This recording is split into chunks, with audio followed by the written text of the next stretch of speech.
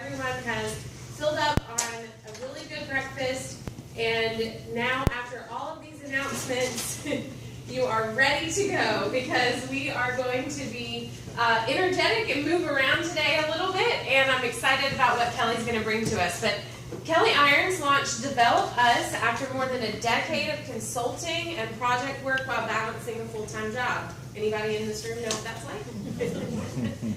As the founder and chief solutionist, Kelly Irons brings a diverse background centered around a passion for performance improvement, whether it's off the self-facilitation, ground-up, custom builds for training delivery, or complex team dynamics interventions. Kelly's skills, resources, and ability to connect to an organization drives the results that she delivers. She's an award-winning employee in multiple companies based on her impact and commitment to results. Kelly has experience with recruitment and talent acquisition, team dynamics, sales, CRM tools, and highly regulated government projects. Having held multiple leadership roles in large organizations, Kelly leverages her experience in nonprofit, private, and publicly held companies to create solutions that work, given the company culture, values, and desired outcomes. Kelly has a master's degree in training and organizational development and a bachelor's of arts in psychology. She's certified in multiple assessment tools and coaching programs and has an executive MBA certificate in talent management. Originally from the Northeast, Kelly now lives in Charlotte, North Carolina with her family, and she continues to impact one client at a time. And on a personal note, I'll just say that Kelly is my counterpart of VP of Programs for the Charlotte ATD chapter. And since I'm new in my role, I've reached out to her and said, help! And she's being very generous, so I'm excited about this new relationship, and hopefully you guys will be the beneficiaries of all of the knowledge that she imparts on me, and then I bring to you, so we'll see how that goes. Thank you so much for being here today. I'd love to make a trip to Charlotte sometime, and we can visit your chapter. Thanks for being a fan of ATD, and we're excited to hear from you. Thank you. Good morning. Good morning. It is always fascinating to me to be introduced by other people, because bios always say like all the great things about you, all like the pinnacles of your career, right? But there's really like all these valleys in between that nobody ever talks about.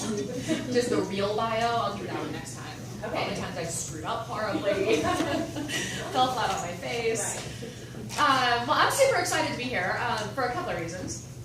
One, because ATD people are my people, right? Like, there's nothing better than working with a room of other people who develop people. But it's a double-edged sword, quite frankly, right? So the good side of that is that you're all very welcoming, and like you want your facilitator to be successful. And I know you're going to be great participants because that's what you want of your people out there in the real world. But the flip side of that is that you guys can be some tough critics. Like, y'all know what good looks like. So, it is a double-edged sword, but I'm thrilled to be here. Have you guys had your coffee this morning? Are you, like, super energized? Get me. Okay, hold on. You told me they were energetic. I know, they're very friendly, I promise. We're going to talk about mastering the debrief today. Right? Because there's all this great training out there in the world and all these amazing learning activities. My gosh, this room just keeps getting more and more full. But the real learning happens in the debrief. Right? There's a couple of types of debriefs that we're going to go through. So this session is actually pretty interesting because it's kind of like a training inside a training about training. It's like that Matt Damon movie. I was thinking about this morning on my drive down from Charlotte, and I cannot remember the name of it again. It begins with an I. Inception. Thank you. Has anyone seen that? There's like a dream inside a dream. You're like, wait, are we in the dream or are we not in the dream? Like, this is, you're in the training, but you're not in the training, but you're in the training. It's going to be one of those kind of things. So y'all ready to get started? Yes. Yeah? Okay. We're going to talk about 3 different types of debriefs.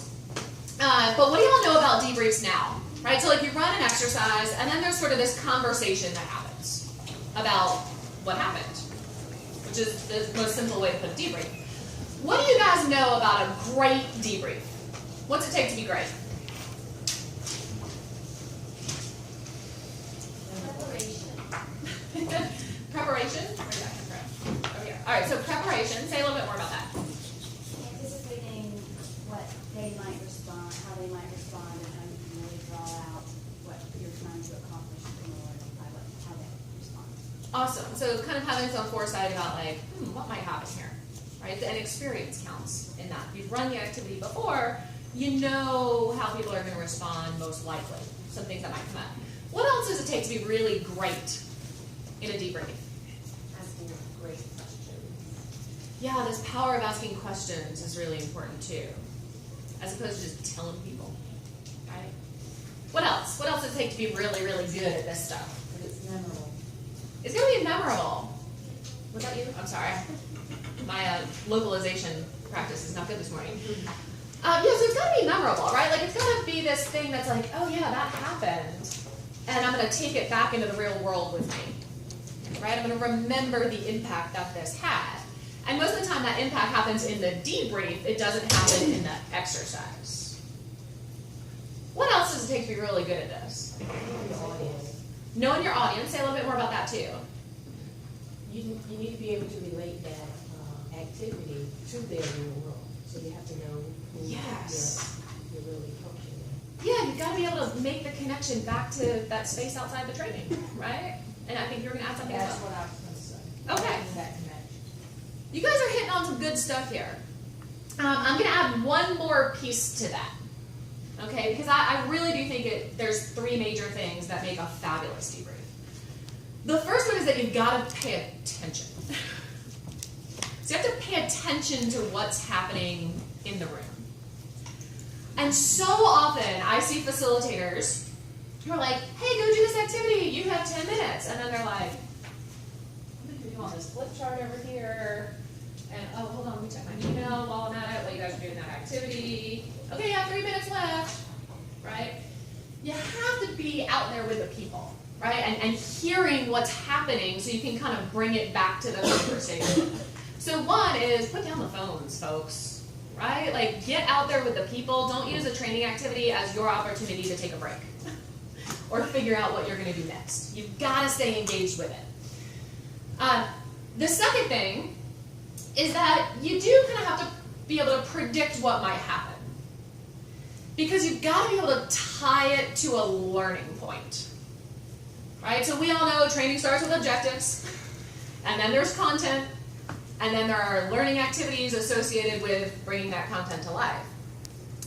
And sometimes what I see happen in debriefs is people are like, so tell me what you learned from that. Hey, that's great. Hey, tell me what you learned from that. Oh, great, yeah. Okay, what happened there? Yeah, cool. Okay, moving on. I'm like, whoa. Okay, I'm glad there was learning. Learning's good. But sometimes people can end up learning science when they were supposed to learn math. Right? And that's great that there's additional learning that's happening. And you've got to tie it back to the content, right? The learning can't just live out there in whatever they want it to be. There's some objective that you've got to be able to tie it to. And then the third thing is exactly what several of you have mentioned, or a couple of you have mentioned, which is the ability to then take it out of the training space and back in the real world. All right? So we're going to practice this. I'm going to do a quick kind of demo and like a super fast activity, and then we're going to do a bigger one that you guys are going to debrief. All right, we're going to get out of this room. Have they warned you? Have they warned you that this is not like your normal session? No, they've not been warned. They have not been warned. Oh, okay. We're not going to be in this room in about 10 minutes. So stay tuned on that. All right, here is what I would like for all of you to do. If you will play along with me, I'd like you to just partner up with someone and just literally turn and face your chair with that person. Say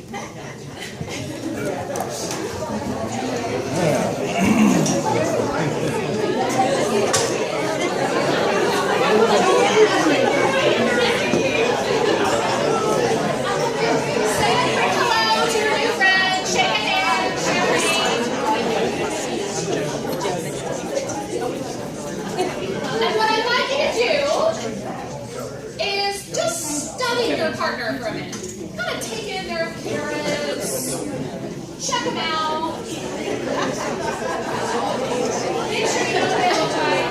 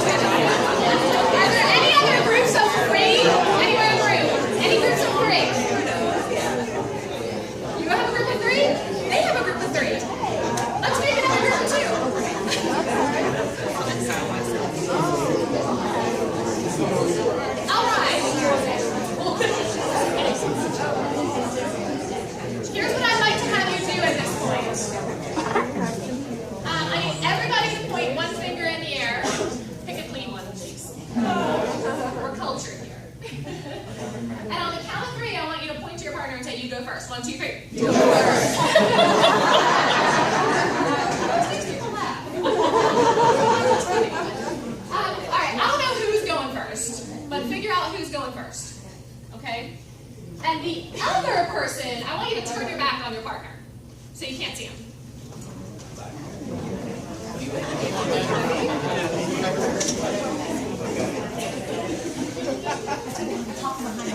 Alright, the person who's going first, so the person who stayed where they were, not the person who turned around, I want all of you to change 5 things about your appearance.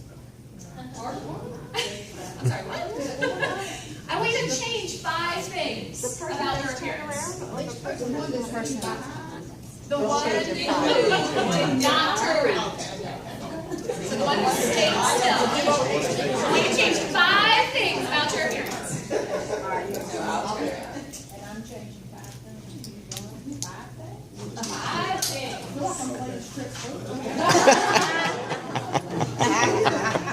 Tell us more about that.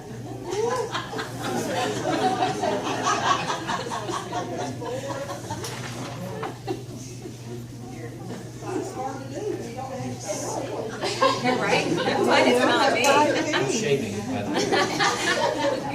I don't know what I would do.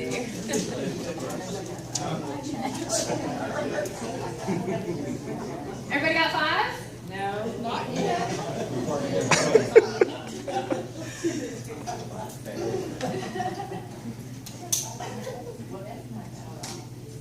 All right, partners who turned around, go ahead and face your partner again and see if you can name all 5.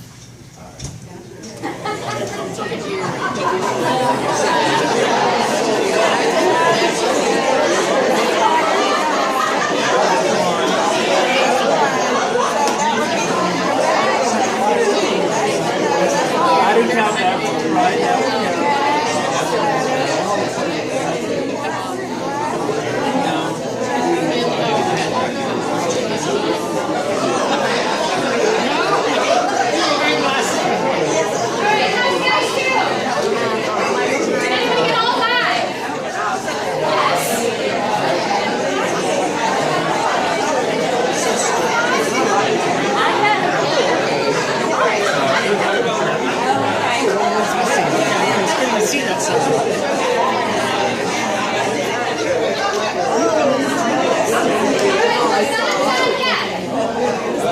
Same person, turn around again.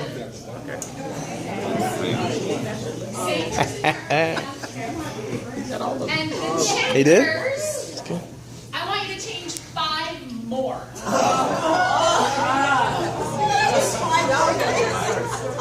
5 more things. People's gonna start stripping for real.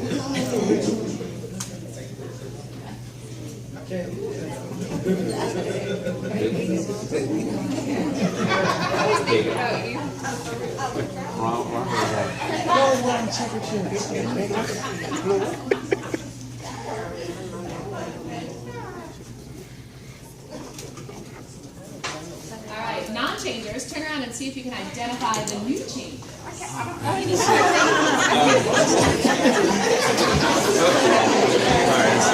I heard you're good now. I heard you're good.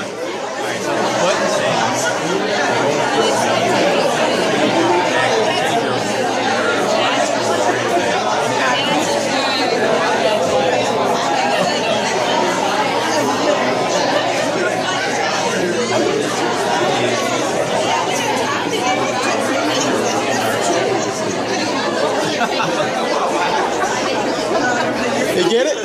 Man, you're good, man. Detail oriented right there.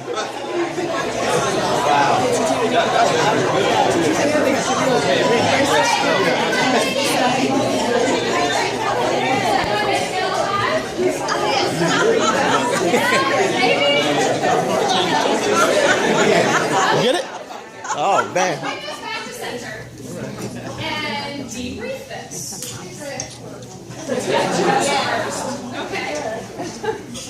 So I use this exercise for a lot of different things. And I promised you, at least in the description, that you would leave here with exercises that were really easy that you could take back to apply to a bunch of different things. So this is one of them. And this is about change. Shocker. So what did you guys experience related to change in that exercise?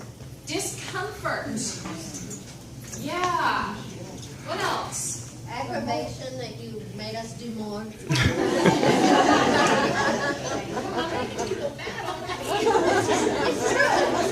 Aggravation that you made me do more. And that you just like the other person doing it. Oh, Yeah. Okay, feel free to adjust this going forward. But let's talk about this. This concept first. This like discomfort, right? Because I heard a couple things like. Tracy, is that? Okay, there we go. You're upside down. I am. Well, you were, but you're okay.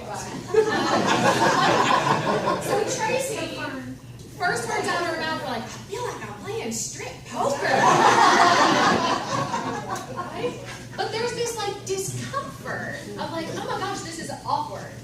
And I feel exposed when being asked to change. It comes up in every single group. If this like, oh my gosh, oh, we're gonna be naked, and like, oh, thank God HR's not in the room. Well, we can't do this at your meetings. But there's all this like nervous laughter that happens because it's uncomfortable, right? And it's like people are unbuttoning their shirts and like, right? And like all these like funny things start to come up because it's uncomfortable, and so people respond to the discomfort of stepping into change. And then this frustration, right? About like, oh my God, 5 more! Like, what? And so when you ask people to change, if it feels like too much, you'll start to hear things like, well, I can't. I don't have enough resources, right? Someone actually said, oh my gosh, if I take anything else off, I'm going to be naked. Right? Like, I can't do 5. How many of you actually changed 5 things? How many of you change less than 5 things? Yeah, it's like, well, there's just not 5 to change. I can't. This is frustrating. You're asking me to do something that I don't have the time or the resources or the staff or the money to be able to get done. So I can't. I can't change that much. Right? What else happened? What else are you doing about change? I found that I had to be creative in the second set of inside change. Things that I had never even considered before. So being asked to change opens the possibility for creativity. Yeah, there is that possibility out there for sure. You're like tying things around your head, right? I was able to leverage the talents of others who lended me some of her clothing. And accessories so that I could not be as exposed. So you cannot be as exposed. It's like, ooh, I've taken stuff off, oh, let me get covered up back again, right? Which is a really interesting point about change. And just about all of you did this. You're all back to your original state again now, aren't you? Working on it.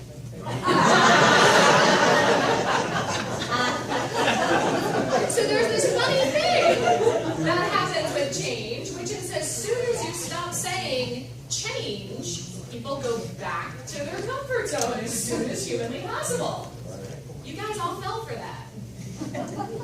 You did. All your clothes are back on. And what's interesting about that, just by show of hands, changers, how many of you was one of the first things you did take something off? Yep, earrings, safest thing. Earrings come off, name badges come off, shoes come off, belts come off, scarves come off. Right? And exactly, what am I going to have to give up? Right? That's exactly it. When you say, hey, change to someone, they go, what's this mean for me? What am I going to have to give up? What am I losing? Because people don't fear change, they fear loss. Right? They fear loss. So, in that, there's 4 major takeaways. One is that people's first response is, what am I going to have to give up? What am I going to lose as a result of this change? The second thing is, I don't have enough resources. I can't get it done. Sorry, I only changed 2. I didn't change 5. I don't know anyone who did that. The third thing is, I feel exposed. I feel vulnerable. This is uncomfortable. Thank God HR is not in the room. This is really horribly uncomfortable. And the fourth major way that people respond to change is this idea of returning to their comfort zone as soon as possible. Right? As soon as you take your eye off the ball, people are right back to where they used to be. Make sense? So, step number 1 in debrief, pay attention. Use examples of, so you can use examples of what's actually happening. Thank you, Tracy, for all of those examples. Number 2 is tie it to learning content. So in this case, I've got 4 things that I want you to know about change that we brought out from that. And what's step 3? Apply it to the real world. Apply it to the real world. So how does this show up once you leave this classroom? What have you guys experienced around change and how people respond out there in the real world? They don't want it. I'm sorry? They go back to what they were originally. Yeah, they go back. I think you mentioned it well when you said there really is a fear of the unknown. And while they want to adjust, and they may even be open to change, there's still that fear factor there.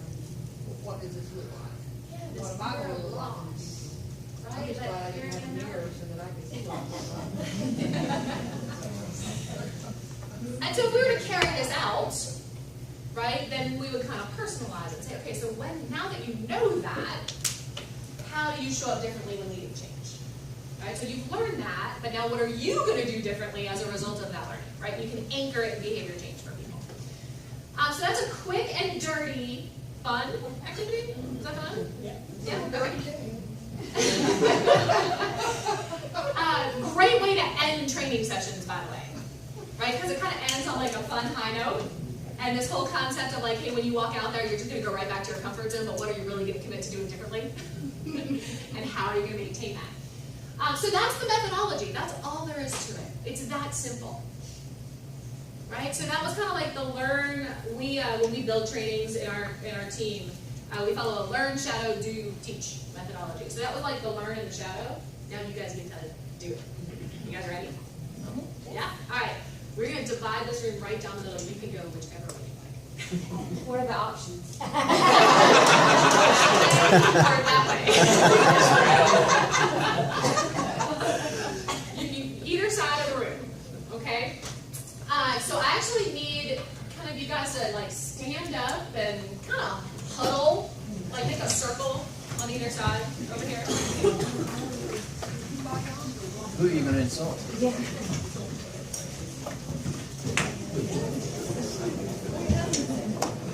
Oh, my red and ring. I gotta keep that.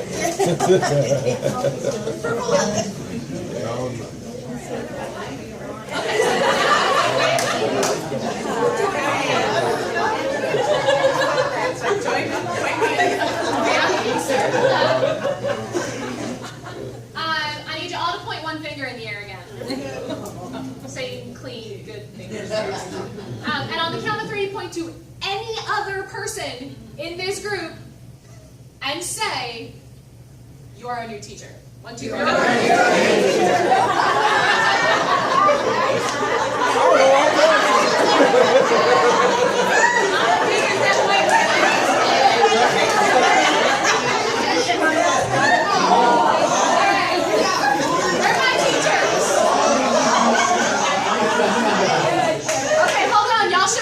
Because we're not done.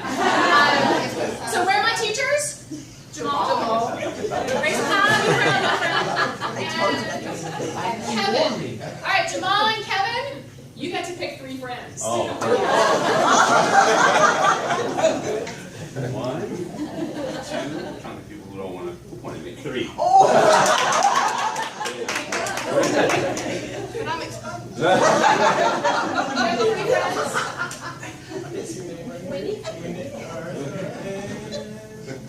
All right, I need my teachers up front. Let's go, team. All right.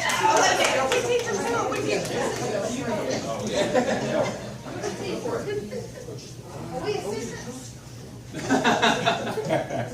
No, maybe not a teacher. See, I told you. You do not get to throw things. Well, where are your friends? Your teacher friends. Oh, yes, all the teachers. All the teachers. Okay, so give it up for your new facilitation.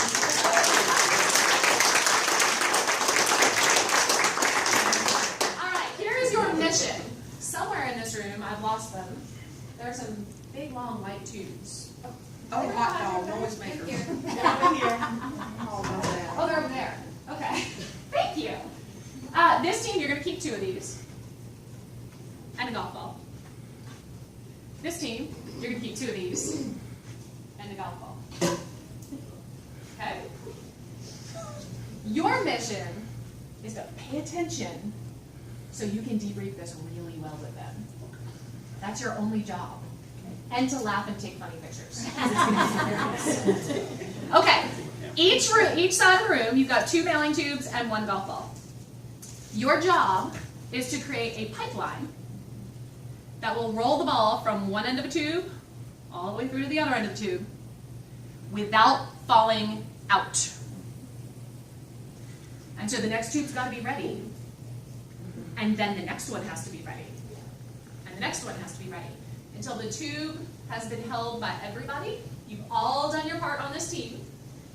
And the ball has continued to move forward the entire time, which means you cannot stop it with your hands. That's cheating. Okay? It is constant motion in one direction, so you can't roll back and forth, because then technically it would stop and then change direction. And it can't fall out. And if it falls out, you've got to start over.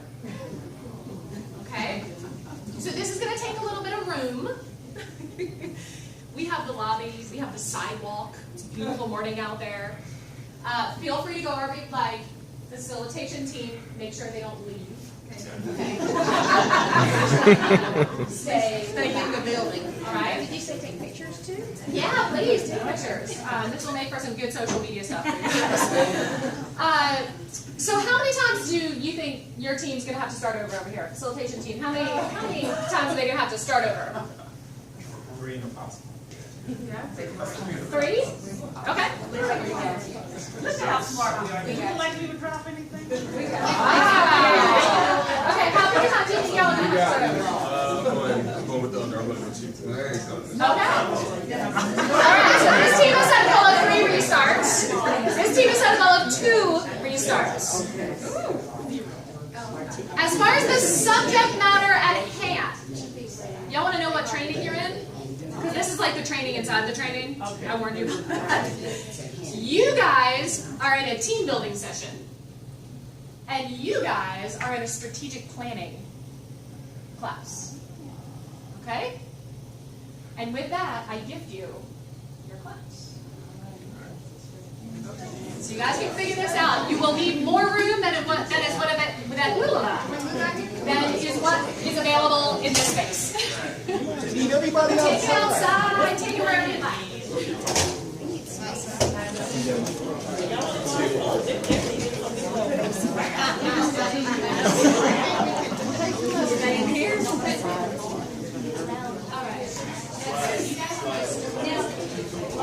Oh, my team is big.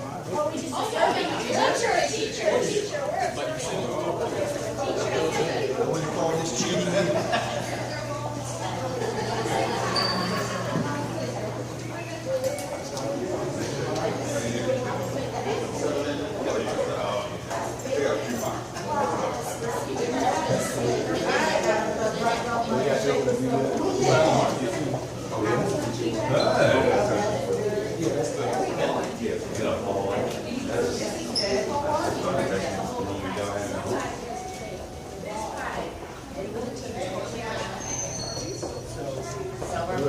Let's line up.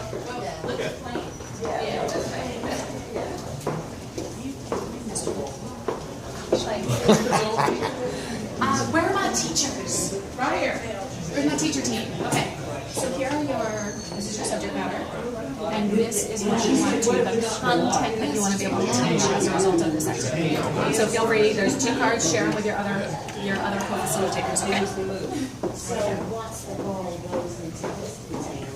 As soon as it happens. So I shouldn't have to pass it because it's going to take too much time. And so what are you going to do? So somebody else Be across from you. could be across and they take my pipe and move it. So Ron could To the next handle person. it, right? Okay. Ron could be the And handler then, yeah. that moves the pipe. Well, whoever's right across, because all of us have to touch the pipe. So once I move it once, I gotta move out of the way too. Technically, you are touching. So then everybody does, so once I get it from her, But it's supposed to be continuous. right across from each Two other. lines, so we can Yeah. partner, right? Two lines? So that way everybody's involved, Yeah. right? There you go. Okay, Two so lines. we're paired up, Okay, we good? we're good. Is everybody paired, pair up all the way down the line? And you're talking about, You and I. these things are gonna alternate? Yes. Yes.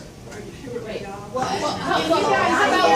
about just one line? So to going simplify, straight? the idea that's emerged is that One we line will instead of pair pass it up. this way. One of the ideas that's emerged is we could pair up straight across from each other so that your name? James. James and I are holding the pipe together, hence shortening the distance that we actually have to move the pipe. Everybody's involved, everybody gets to move the ball, Then how does that Pipe pipe get move down over. here? okay? The person on Did this she side will have to say take that it. that pipe has to move over here? Yeah, the pipe will have to Keep moving. keep moving, right, relay. So this But is why not moving. couldn't we balance the ball in there and move this whole thing? Right. Balancing the ball is very difficult. Why don't we test But it? it would be moving inside. Oh, there's one drop. Get out of here. Okay, when we balance it, we could be moving it and everybody touching it. Wouldn't that be easier? Yeah. Let's see. I don't know, I'm trying to remember her words. Okay, that sounds. The ball has to keep moving, we all have to touch it. How many, we could We cram a have lot of so people. four people can hold this pipe. Right. And move it down and everybody touch it. Why don't we all just come and touch it? Sneaky. See, I'm just thinking Maybe we need to find out exactly what our parameters of the I think the ball has to move through the pipe. No, she said the ball has to move, right? She has to keep the pipe. Through She the said through the pipe, she did say that. Yeah. So we think if it's. Forward, she did. We need to make That's sure where we're it's just decided. I like your moving to the next group. Yeah, that's what I'm thinking, so whoever's here, like, whoever's across from her, as soon as it gets to the shore, I take it from her. And you're touching the pipe, yeah. I'm touching it, and then the next person And will go. if we can keep them They together, continue to we move. can keep right on Pipes that continue little to roll. screen. Because it's supposed to be a continuous movement. So just play that out for me just a second. She puts the ball in. You don't have to do it for real, but just you play it out. Sarah puts the ball in. It's going through. Ron, what do you do? There's a creative. Once it goes in, We're gonna be then I have to. Okay.